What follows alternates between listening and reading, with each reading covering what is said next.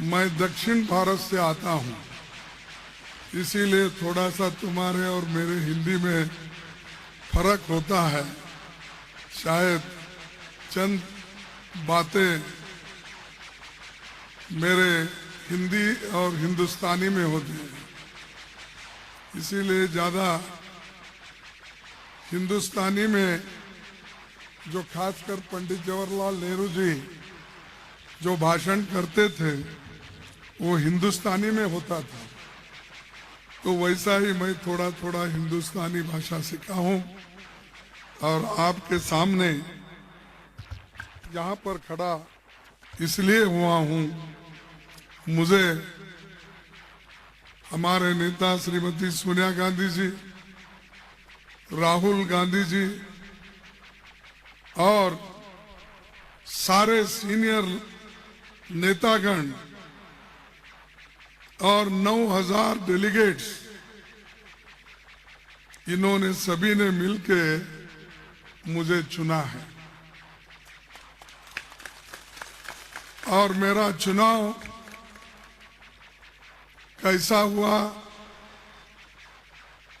कितने दिन चला, इसका तो हिसाब हमारे बघेल साहब ने तो दिया, लेकिन नड्डा साहब का इलेक्शन कैसा हुआ ये किसी को भी पता नहीं, क्योंकि वहां पर चुनाव नहीं होते, सिर्फ नॉमिनेट किया जाता है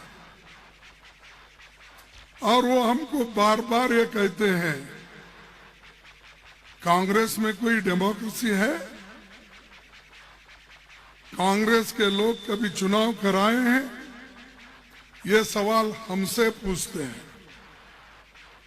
तो मैं अब उनसे पूछूंगा, आपके कितने डेलीगेट्स थे, आपके कितने उम्मीदवार खड़े हुए थे, आप किस ढंग से चुनाव कराया, ये मुझे हिसाब दो, जनता को दो।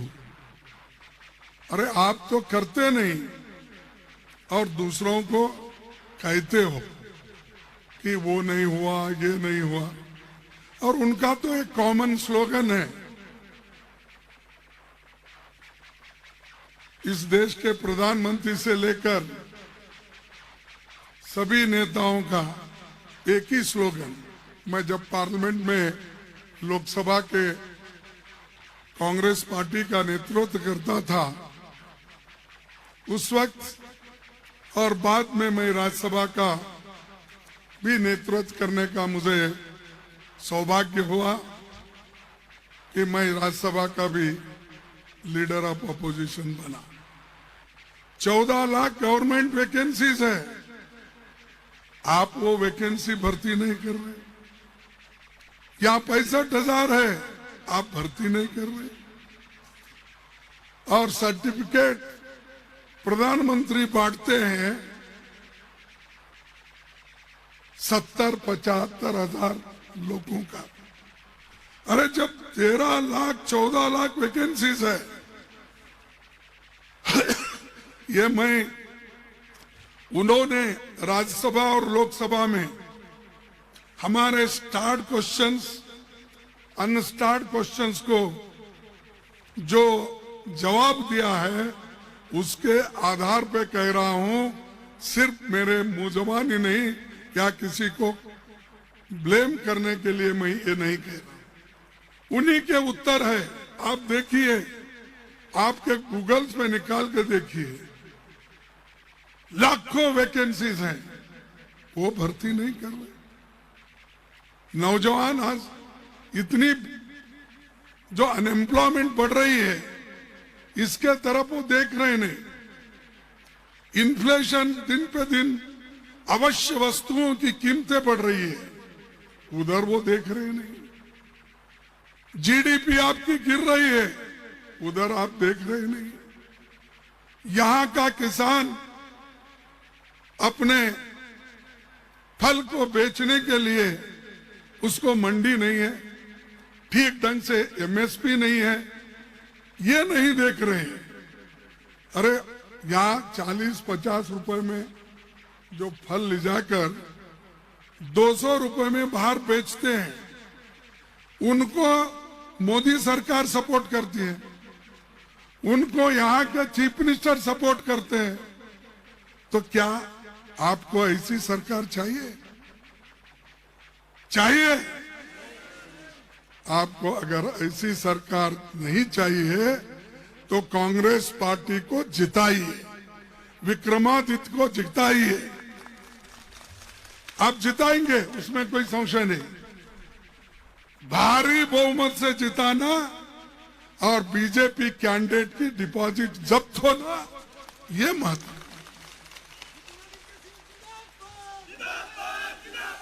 और हमने जो वायदे किए और हमारे पार्टी के नेताओं ने जो आपके सामने 10 वायदे रखे हैं और वो पूर्ति करने के हैं कि वो कोई असंभव नहीं है, सब संभव है। क्योंकि जब हमारी यूपीए सरकार थी उस वक्त मनमोहन सिंह जी के नेतृत्व में, सोनिया जी के नेतृत्व में 72,000 करोड़ रुपए हमने किसानों का कर्जा माफ किया। यहां के किसानों का भी कर्जा माफ करने का हमने बीड़ा उठाया है, वो जरूर करके रहेंगे। रही बात पुरानी पेंशन स्कीम की, तो उसमें तो बहुत कुछ शुक्ला जी ने बताया, हमारे बघेल जी ने बताया। ये स्कीम हम पहला लागू करेंगे, ये वायदा हमारे पार्टी का है, हमारे सरकार का है। और जब भी हमको मौका मिलेगा, पहला कार्यक्रम, पहला कदम यही उठाएंगे। इसके बारे में प्रियंका गांधी जी भी बहुत से रैलियां करके आपसे मिले हैं, उन्होंने भी कहा है। और हमारे हर पार्टी के नेता ये 10 चीजों को आपके सामने रखा। एक, पुरानी पेंशन स्कीम होगी बहाल, यानी लागू कर दिया जाएगा। महिलाओं को मिलेंगे हर महीने 1,500 रुपए। और महंगाई की मार 300 यूनिट बिजली फ्री देंगे। ये वायदे नहीं, ये जुमले नहीं है जैसा कि मोदी साहब ने जुमला किया, हर एक के जेब में 15-15 लाख रुपए डालूंगा। कहां से लाए भाई? आया 9 साल में? कहां है 15? क्यों झूठ बोलते हैं लोगों को? क्यों दिशा भूल करते हो? सच बोलो, सच बोल के वोट लो, काम करके वोट लो। आपने ये भी कहा 2 करोड़ नौकरियां हर साल युवाओं को मिलेगी। वो कहा है भाई? अब तो 18 करोड़ नौकरियां होना चाहिए। 18 करोड़ अगर नौकरियां होती तो इतने युवा लोग बेकार होकर सड़क पे नहीं घूमते थे। और आप अग्निपथ योजना लाके, अग्निवीर बना के युवाओं को एम्प्लॉयमेंट देंगे। अरे हाइज तो भर्ती करो पहले, जो नौकरियां है वो तो भर्ती करो। और यहाँ के जो हमारे फौजी भाई है, आप इस हिमालय पे बैठे हैं, इसकी रक्षा कर रहे हैं, इसीलिए तो हम लोग जिंदा हैं। अगर आप इस भूमि की रक्षा नहीं करते, कोई जिंदा नहीं होता। दुश्मन घुसता था और सबके सर कटे जाते थे। अब मोदी जी भी ज्यादा बात करते, मैं भी करता। क्यों? क्योंकि आप यहां पर रक्षा कर रहे हो, तब हमारे जबान से बात आती है। अगर आप नहीं होते हमारी जबान भी बंद होती और बाकी के लोगों की कुर्सी भी नहीं मिलती। तो इसीलिए अब जो ये युवाओं को अग्निवीर का आपने एक झांसा डाला, कितने दिन के लिए? सिर्फ 4 साल के लिए। 4 साल के बाद क्या करना? वो मंदिर में जाके घंटी बजाते बैठना?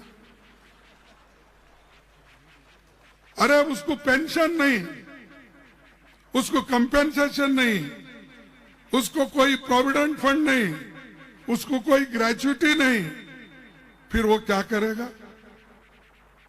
और नए नए अपने अपने पैर पे खड़े होकर वो स्किल डेवलपमेंट में, स्टार्टअप में नए नए योजनाओं का फायदा उठाएंगे। अरे तुम्हारी स्टार्टअप तो अभी चल रही नहीं ठीक ढंग से, और अब 4 साल के बाद उसको कोई फौजी भी नहीं बोलता। अग्निवीर को फौजी भी कोई नहीं पुकारता, तो उसको क्या पुकारेंगे? और वही बोलते जाना, मैं अग्निवीर हूं, अग्निवीर हूं, अग्निवीर हूं, वही बोलते जाएगा। ये जो है दिशा भूल करने की, गुमराह करने की आदत ये बीजेपी सरकार को है। हम जो कहते हैं वो करके दिखाए। गरीबों के पेट के लिए एक दिन का खाना नहीं मिलता था उनको, इसीलिए सोनिया गांधी जी ने उनके पेट भरने के लिए फूड सिक्योरिटी एक्ट लाया है नहीं? जब किसान मजदूर उसको काम नहीं मिलता तो नरेगा योजना हमने लाई, उसका तो काम हो रहा है ना, आंखों को दिखता है। उसके बाद में गरीब बच्चे पैसा देखकर, फीस देखकर वो प्राइवेट स्कूल में पढ़ नहीं सकते। इसीलिए सोनिया गांधी जी ने, मनमोहन सिंह जी ने, उन्होंने एजुकेशन बिल लाया और लाकर हर एक को शिक्षा की आवश्यकता है, शिक्षा जरूरी है, इसीलिए उन्होंने फ्री कर दिया। ये हमारे काम है, आपके कौन से काम है? आपका तो सिर्फ कांग्रेस को गालियां देना। सुबह उठते ही कोई मंत्र नहीं पढ़ते भगवान का, वो सुबह उठते ही कांग्रेस को कैसा गालियां देना, किस किस विषय पे गालियां देना, ये उनका तरीका है। तो हमारा तरीका काम करके दिखाने का है। तो ये 300 यूनिट बिजली फ्री मिलेगी, युवाओं को 5 लाख रोजगार हम देंगे। और अभी मैं कहा कि जो बागवान तय करेंगे फलों की कीमत, एमएसपी, जो भी इकोनॉमिकली वायबल होता है उसकी एमएसपी भी हम लोग करेंगे। और युवाओं के लिए 680 करोड़ का स्टार्टअप फंड किया जाएगा। तो ये सब हमारे वायदे हैं।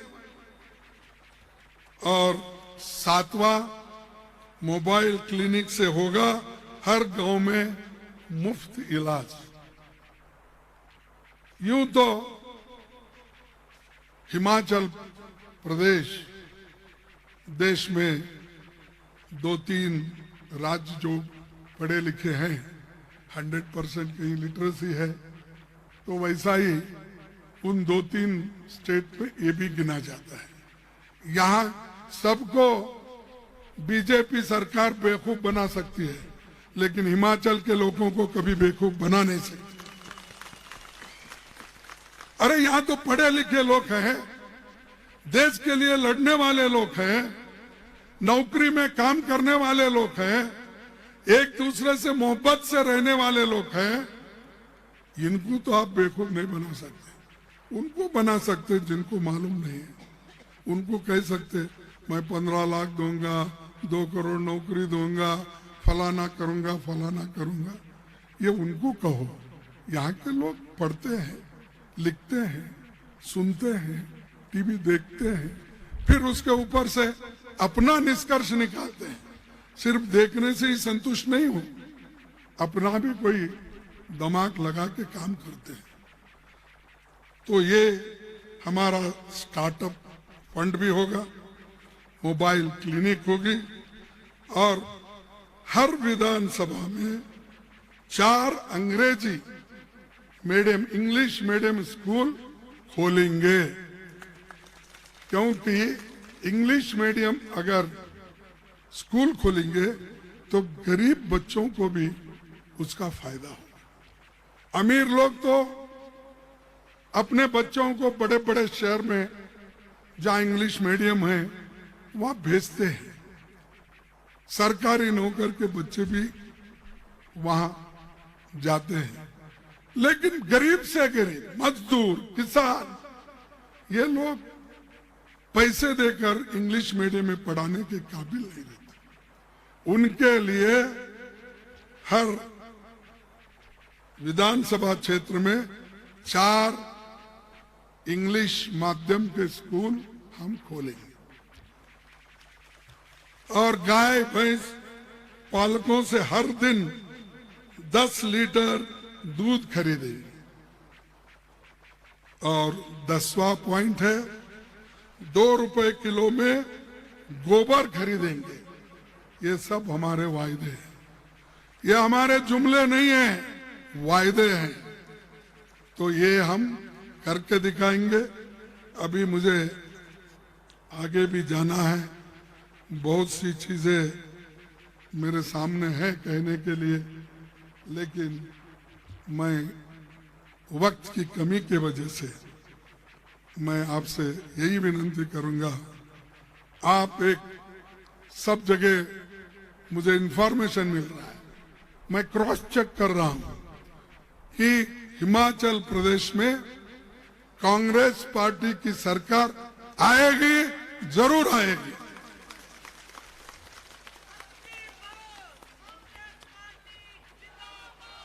तो ये